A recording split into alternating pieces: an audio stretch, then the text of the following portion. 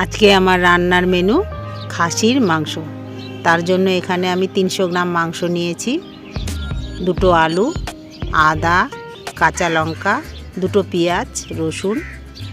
আমি এই মশলাগুলো আদা, জিরে আর কাঁচা লঙ্কাটা আমি মশলায় পাটায় বেটে নেব। পাটায় বাটলে একটু স্বাদটা বেশি হয়, কারণ প্রত্যেক দিনই তো মিক্সিতে করি, আজকে একটু আলাদাভাবে রান্না করব। তার জন্য আমি এগুলো সবগুলো পাটায় বেটে নিলাম। কয়েক কোয়া রসুন আর একটু পেঁয়াজ বেটে নিচ্ছি মশলার সাথে।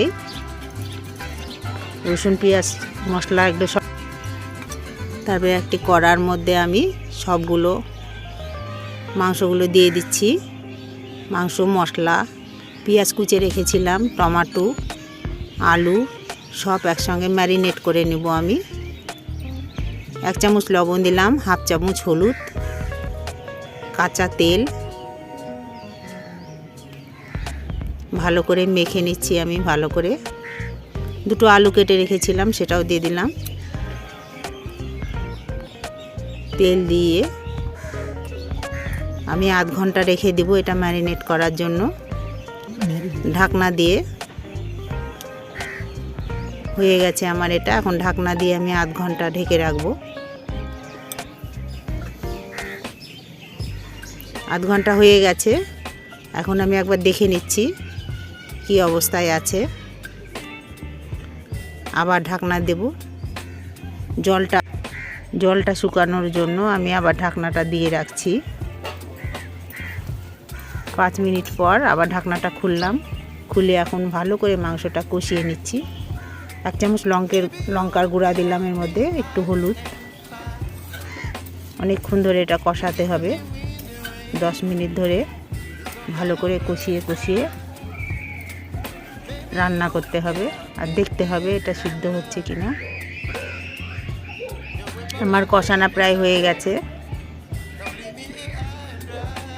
এখন আমি এটাকে প্রেসারের মধ্যে দিব। প্রেসারের মধ্যে দিলে এটা সুসিদ্ধ হবে আরও। এখন আমি প্রেসারটা দিলাম, মাংসগুলো এর মধ্যে দেবো। তার আগে একটু কাঁচা তেল দিলাম।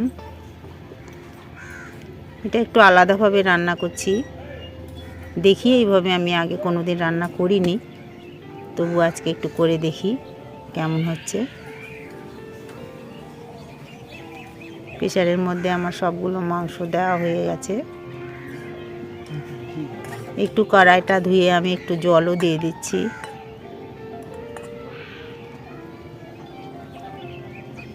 প্রেসারের ঢাকনাটা দিব। তার আগে আমি একটু মিট মশলা দিয়ে দিলাম।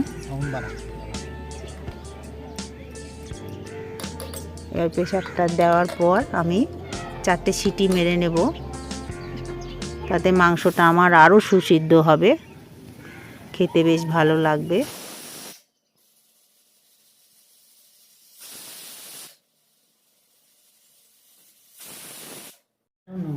চারটে সিটি দেওয়ার পর আমি এবার ঢাকনাটা খুলে নিচ্ছি। 5 মিনিট পরে আমার মাংস রান্না হয়ে গেছে।